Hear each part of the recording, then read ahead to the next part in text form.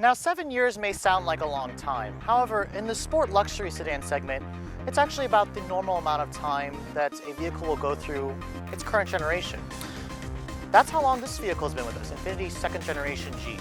Now, with an all-new model set to debut in the spring of 2013, renamed the Q50, has Infiniti kept this vehicle fresh enough to warrant a look if you're still in the market for a sports sedan, especially with the high rebates and incentives that you can get on the remaining and short production run of the 2013 model. So let's find out.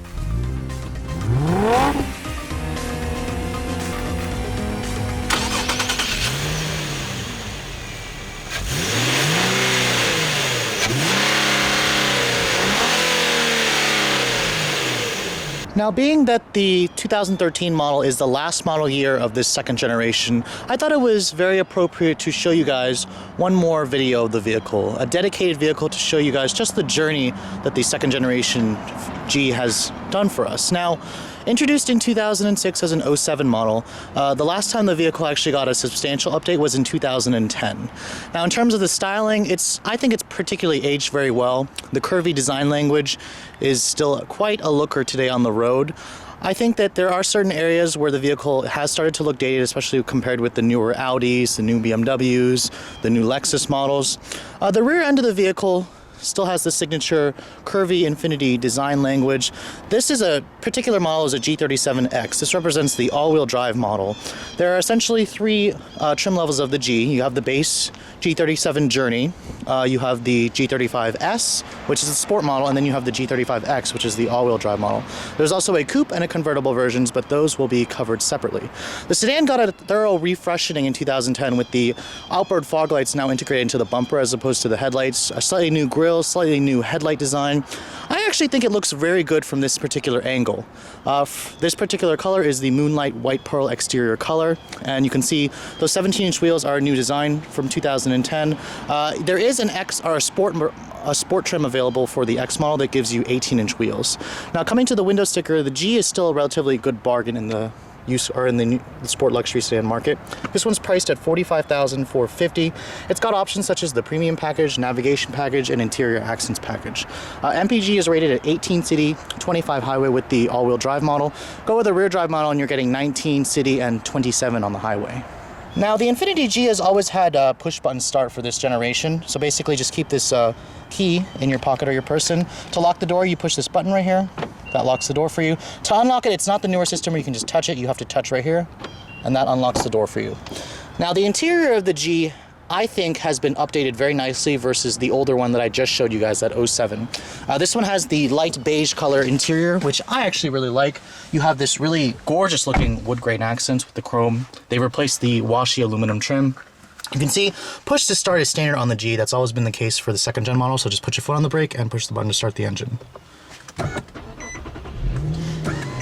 You can see the gauges have been nicely updated from that 07 G that I showed you guys. The color of the needles has changed. It still has the same, very pretty purple instrumentation lighting. You can see here, there's the new map quality for the navigation system, updated slightly from the old one. This screen is about 7 inches. It is a touch screen, and it's really nice how you can just tap and it recenters. Slightly smaller screen than a lot of the other manufacturers. Even Acura has a slightly bigger screen, but the one thing I've always appreciated about the G is this very easy to use, center stack. There's a good amount of buttons here, but it's very easy to learn. You have this Infiniti controller, you have your destination route, you have voice commands, you have a status button here. It's just a pretty easy system to use, although some of the buttons are kind of small. I'm very curious to see what kind of direction Infiniti will be going with the all-new Q50. A 7-speed automatic transmission is the transmission on the X only. You can get a 6MT, but that's a sport model. This transmission was replaced the 5-speed auto in 2009, and so it's been a welcome upgrade. You can see heated seats are included. The all-wheel drive model also gives you this little dedicated snow mode, which essentially starts the vehicle out in second gear. You can see here you still have your power port there. So the older models, I believe, had an ashtray. Looking at the cup holders right here, you can actually see this lid is actually padded. That's very nice. It's actually padded in leather, so very high quality materials that they use on the center stack here, especially compared to the old model. This center console right here is a pretty decent size. You have your USB, your video audio jacks all in there, and a power outlet. You can see compared to that sport model or the 6MT model I showed you guys, this armrest is actually usable. I'm not quite sure why the 6-speed manual models still use that useless armrest that wasn't actually useful, but this has it. The dashboard has this pretty nice soft touch graining. You know, a lot of people have criticized the G for having, you know, somewhat of a cheaper interior. I don't really think it's that cheap in this new model. I think the wood looks nice. I think the graining is decent. Of course, I mean, if you sit in a BMW or Audi, the interior quality is going to be much better. Looking at the glove compartment, it is damped, lined with felt, pretty good size. It's not lit, but I think it is lit if you turn on the headlights. Now, coming to the door panels here, it's the same soft touch material that's on the dash. You got a chrome door handle. You have leather stitch right here, especially where your elbow is going to rest. Very important. And all 4 of the windows are automatic up-down, something that the TL only gives you the front windows, and the G gives you all of them. The steering wheel still is very nice. I still like the design of it. It is power, tilt, and telescoping, and the gauges move with the wheel, so it doesn't block your view. It's very nice. The TL doesn't even offer this. I believe the Lexus, the BMW, the Audi all offer it, but it's definitely important for this class of vehicle. Now, the back seat of the Infiniti G is slightly above average. The vehicle does have a very long 112-inch wheelbase. Now, stepping in, the roofline does require you to duck your head a tad. You can see you do have vents back here. However, there is no power outlet. You got dual map pockets. The seats themselves, pretty comfortable. There's an armrest right here with some storage and a pass-through. The seats do not fold down. And you can see here, there's actually no adjustable headrests. I'm hoping maybe with the newer model they'll do that. You can see a very large, you know, drive shaft tunnel here. This vehicle is rear-wheel drive biased. And you have same soft touch materials on the rear seats. Everything is carried over. And I'm really glad Infiniti is using a different material here. In the older Gs, you can see this material kind of chipping away and it looks kind of cheap, but this is much better. Now, the trunk of the Infiniti G has always been relatively with the class, slightly bigger than the TL. The Audi may give you a little bit more trunk space. The opening is kind of small, but you do have struts that don't encroach on your cargo, and the trunk is pretty nicely lined as well.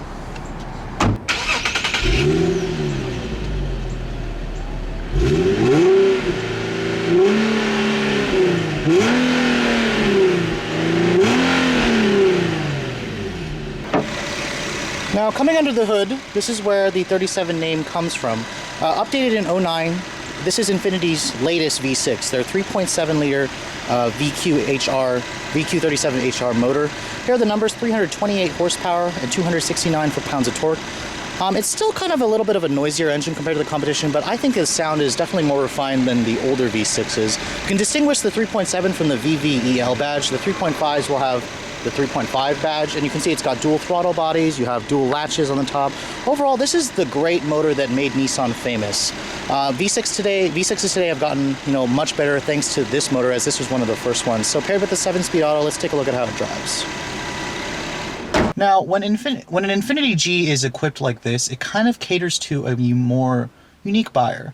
If you're in the market for a sports sedan with all-wheel drive, but think that a 3 Series, for example, is too expensive and too small, your real only like Japanese choices is this vehicle and the Acura TL with all-wheel drive. So let's take a look at how this 13 model drives. And still to this day, this V6 engine still impresses me. I still like the way it sounds at initial startup.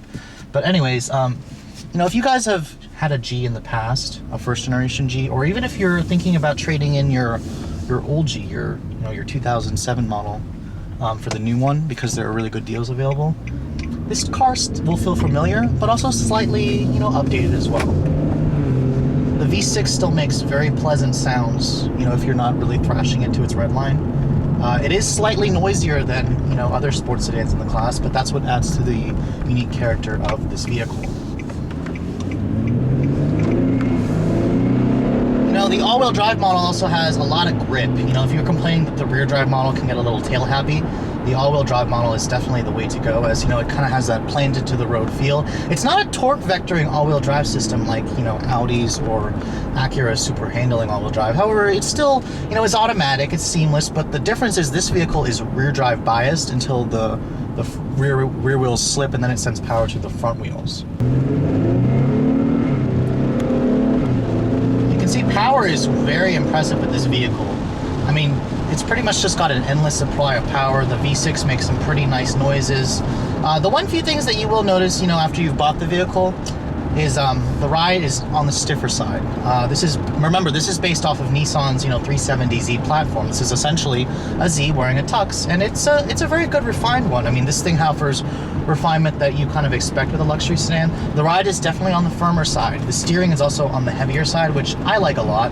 I think a sports sedan like this definitely needs to have a heavier steering wheel, and I think that they've tuned it pretty well. This is a hydraulic power steering. It's not the electric power steering in the TL. So if you compare the two directly, the TL steering will definitely feel very numb and light compared to this steering, which surprisingly I like this steering more than the TLs. Now, in terms of normal acceleration, the 7-speed automatic is not the smoothest shifting transmission. If you were looking for more of a smoother shift, go for the Acura TL or the Lexus or the Audi or Mercedes. It is much better than the old, herky-jerky 5-speed auto, but I definitely think that I'm hoping with the next generation, Infiniti tunes the transmission to be on the smoother side. Another thing that gives us away slightly dated is the fact that this vehicle offers no blind spot information. It does have surprisingly adaptive cruise control and brake assist, or the preview braking in case you're not paying attention, but there's no turn signal mirrors, no brake, no blind spot information. It's got no daytime running lights, not even daytime running lights in general. It has no LED running lights or daytime running lights, although you do get LED taillights with this vehicle. In terms of the transmission's responsiveness, it does have a sport mode, and it will blip the throttle on downshifts. No paddle shifters on this one. You got to go for the sport package. You can see the V6, like I said, plenty of power. And for those of you who are more focused on raw performance, the G will satisfy, while the other cars will feel a little too refined for you. Now, the smaller 17-inch wheels aid with the turning radius of the vehicle. It's surprisingly tight. But yeah, your passengers will definitely feel the P in performance with this thing. It's just quick. I mean, this thing will definitely smoke a TL all-wheel drive in a drag race. The Lexus IS actually might be tied with this vehicle, but I mean, 0 to 60 times are about 5.5 seconds. They're definitely about a half second quicker than the TL in that regard. Transmission does shift very smoothly, though. I do like how it shifts very smoothly. So anyways, if you guys are in the market for a sport luxury sedan right now, let's say you can't wait until the new Q50 comes out, I definitely wouldn't fault you for still choosing this car. It's still, a great car. I mean, you will notice it feels old, especially when the new one comes out. However, you got to think about the kind of deals that Infiniti offers on this vehicle. They're one of the best manufacturers in terms of lease deals, and they actually are throwing rebates on the car. So if you're looking for a great deal and you want a sports sedan that's more focused on performance, I highly recommend checking out your Infiniti dealership. If you're looking for the newest sports sedan, I probably would think go look at your Audi dealership or BMW or Mercedes. However, all those German brands will be much more expensive and won't offer the kind of value that the G offers. So anyways, thanks so much for watching, guys. I hope you've enjoyed my last farewell video of the current second generation G. I'll be really looking forward to showing you guys the all new Q50 in Detroit, so stay tuned for that. Thanks for watching. I'll catch you all later.